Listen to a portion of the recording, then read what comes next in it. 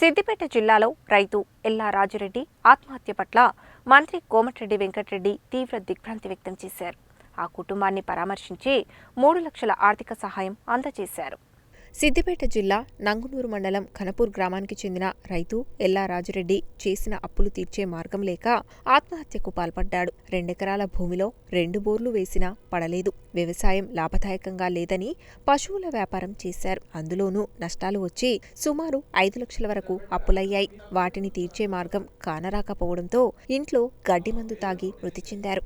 అత్యంత బాధాకరమైన ఘటనను పేపర్లో చదివి చలించిపోయిన మంత్రి కోమటిరెడ్డి వెంకటరెడ్డి మృతుడి గ్రామానికి వెళ్లి రాజురెడ్డి కుటుంబాన్ని పరామర్శించి 3 లక్షల ఆర్థిక సహాయం అందజేసి భరోసా ఇచ్చారు. అలాగే ప్రభుత్వం తరపున అందే రైతు బీమా సహాయం తక్షణమే అందేలా అధికారులకు ఆదేశాలు జారీ చేశారు.